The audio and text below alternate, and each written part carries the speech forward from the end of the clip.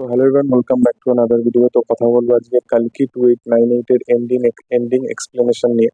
তো আমি একটা জিনিস বলতে চাই যে যারা কালকি 2898 বলে ছবিটা দেখোনি তারা এই ভিডিওটা কন্টিনিউ করো না, কারণ এখানে স্পয়লার অবশ্যই থাকবে। এবং এই যে স্পয়লারগুলো এগুলো যদি কেউ জেনে যায় তাহলে আমার মনে হয় যে একটা সিনেমা দেখার যে ইমপ্রেশনটা সেটা নষ্ট হয়ে যাবে। তো প্রথম কথা, এখানে আমরা লাস্ট যখন সিনেমা একদম 40 মিনিটের মধ্যে আসি, সেটা আমাদের মানে চোখ ধাঁধিয়ে যাবে এরকম কাইন্ড অফ কিছু জিনিসপত্র হবে, যেখানে অমিতাভ বচ্চন অ্যাজ অশ্বত্থামা এবং প্রভাসের যে চরিত্রটা ভৈরব, দুজনের মধ্যে একটা ফাইটিং সিকোয়েন্স দেখা যাবে, যেখানে লাস্ট 40 মিনিট ধরে এই ফাইটিং সিকোয়েন্সটা মারাত্মক লেভেলের হবে। এবং ভৈরবের যে চরিত্রটা মানে প্রভাসের যে ভৈরব চরিত্রটা, সেই চরিত্রটা যে একটা কোনো চরিত্রের সাথে কানেকশন আছে, সেটা আমরা ভাবছিলাম যে শিবের কোনো চরিত্র হতে পারে, কারণ ভৈরব যে নামটা সেটা শিবের কোনো চরিত্রের সাথে কানেকশন আছে। কিন্তু তার যে পাওয়ার প্যাক, সে যে অশ্বত্থামার সাথে এতক্ষণ ধরে লড়াই করছে, এই সমস্ত বিষয়বস্তুগুলো কিন্তু আমাদের মানে সবসময় মাথার মধ্যে চলতে থাকবে যে কেন এই জিনিসটা হতে পারছে, যে অশ্বত্থামা দা ইমোর্টাল তার সাথে এই ছবিটা, তার সাথে ভৈরবের চরিত্রটা কি করে এত ফাইটিং করতে পারছে। এবং আমরা দেখতে পারি যে উম, দীপিকা পাদুকোনের যে ক্যারেক্টারটা, সেই ক্যারেক্টারটা একটা ওপর জায়গা থেকে পড়ে যাবে এবং ভৈরবের চরিত্রটা তাকে বাঁচানোর জন্য জাম্প মারে, এবং সেখানে তারা একে অপরকে থ্যাঙ্কফুল না হওয়ার পরেও অশ্বত্থামার ক্যারেক্টারটা তাকে মেরে সরিয়ে দেয় ভৈরবের চরিত্রটাকে, এবং সেখানে অশ্বত্থামা জিতে যায়। তারপরে দেখা যায় যে অশ্বত্থামাকে কোথাও গিয়ে হার মানিয়ে সুপ্রিম ইয়াস্কিনের যে শাশ্বত চ্যাটার্জির ক্যারেক্টারটা, সে দীপিকা পাদুকোনকে নিয়ে চলে যায়, এবং সেখানে একটা গান্ডীব ধ্বজ, সেটা প্রভাসের হাতে থাকে, যেই গান্ডীব ধ্বজটা সবসময় ক্যারি করে চলছিল অশ্বত্থামা। এর রিজন হচ্ছে মহাভারতের যুদ্ধে কর্ণ যখন ছিল, তখন কিন্তু কর্ণ কোথাও গিয়ে অশ্বত্থামাকে হেল্প করেছিল।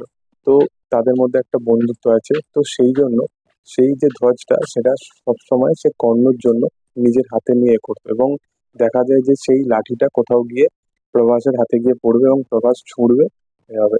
এবার ওই লাঠিটা প্রভাসের হাতে এসেই কেন পড়বে, তার রিজন হচ্ছে প্রভাস হচ্ছে কর্ণর যে চরিত্রটা সেটা ইনকার্নেশন।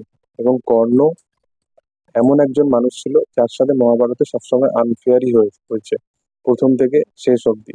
সেই জন্য এখানে কর্ণকে খুব হিরো ওয়েতে প্রেজেন্ট করা হয়েছে। এবং কর্ণর সাথে শ্রীকৃষ্ণর একটা কনভারসেশন ছিল, যেটা কর্ণ মরে যাওয়ার পর একটা মানে তার আত্মাটা যখন বেরোচ্ছিল না সেই টাইমে শ্রীকৃষ্ণ তার পরীক্ষা নেওয়ার জন্য একটা তাদের মধ্যে কনভারসেশন হয়েছিল, যেখানে কর্ণ বলেছিল যে আমি যখন ফিউচারে যদি কোনোদিনও আসি তো আমার চরিত্রের সাথে কোনোদিনও এইরকম জিনিসপত্র যেন না হয়, আর আরেকটা রাধে যেন কোনোদিনও উম, মানুষ না দেখতে পায়। তো এই যে জাতপাত, এই ছোট বড় এই জিনিসপত্র যেন কাউকে আমার মতো ফেস না করতে হয়, তো সেই জিনিসটার জন্য প্রভাসের চরিত্রটাকে রাখা হয়েছে। এবং প্রত্যেকটা যে ফার্স্ট হাফ থেকে প্রভাসের চরিত্রের মধ্যে এত কিছু যে ফোকাস দেওয়া হয় না, প্রভাসের চরিত্রটাকে এমন হিউমার কমেডি হিসাবে ইউজ করা হয়, এইগুলো আমরা দেখে ভাবি যে এগুলো, এর পিছনে রিজনটা বুঝতে পারি না, কিন্তু যত ছবিটা এগোতে থাকে তত কিন্তু রিজনটা বুঝতে পারি। এবং মহাভারতের ওই সিকোয়েন্সটা দেখিয়ে বোঝা যায় যে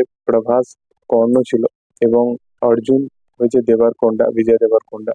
তো এখানে রিজন হচ্ছে ওই যে গান্ডীব ধ্বজটা, তার রিজন হচ্ছে এই গান্ডীব ধ্বজটা, এটা অ্যাকচুয়ালি কর্ণরই ছিল। এবং তার পরে এখানে আরেকটা সিকোয়েন্স আছে যেখানে একদম একটা পোস্ট ক্রেডিট সিনে দেখানো হয় যে কামাল হাসানের হাতে একটা ধ্বজ চলে আসে, এটাও গান্ডীব ধ্বজ। তো যেটা অর্জুনের কাছে ছিল এবং সেটা কিছুভাবে কামাল হাসানের হাতে চলে আসে, এবং এইটা এমন একটা শক্তি আছে যেটা মানে ব্রহ্মাস্ত্র টাইপের, এবং এর কাছে কেউ কোনোদিনও টিকতে পারবে না। এবার এখানে কেন কর্ণকে দাঁড় করানো হয়েছে তার পিছনে রিজন এটা, যে কর্ণ আর অর্জুনের মধ্যে যখন যুদ্ধ হয়েছিল তখন কিন্তু অর্জুনের যে সিংহাসনটা ছিল সেটা কিন্তু 108খানা গান্ডীব দিয়ে বানানো হয়েছিল, এবং তার মধ্যে 11খানা কিন্তু অর্জুন সেটাকে ভেঙে দেয়, কর্ণ সেটাকে ভেঙে দেয়। তো কর্ণই পারে একমাত্র ওইটার এগেনস্টে লড়াই করার জন্য। এবং আগামী দিনে কালকে 2898-এ যেহেতু এটা কালকি এবং কালী যুগের মধ্যে যে মারপিটটা হবে, মানে যে যুদ্ধটা হতে চলেছে, এটা আগামী দিনে আরো অন্যান্য আরো যারা চিরঞ্জীবী আছে তাদেরকে কিন্তু দেখতে পাবো, যার মধ্যে হনুমানজি, পরশুরাম, এরকম কাইন্ড অফ অ্যাক্টরদের, মানে এরকম কাইন্ড অফ মানে চরিত্রগুলোকে এই ছবিতে বা এই সিনেম্যাটিক ইউনিভার্সে কিন্তু দেখা যাবে। তো যাই হোক, তোমরা যদি কালকে দেখে থাকো তো কি বক্তব্য অবশ্যই জানাতে পারো, কেমন লেগেছে ছবিটা ওটা নিয়েও জানাতে পারো। আমার মতামতের সাথে একমত হলে অবশ্যই জানিও, না হলেও জানিও। ভিডিও ভালো লাগলে অবশ্যই লাইক শেয়ার সাবস্ক্রাইব করে দিও। Thank you all, by.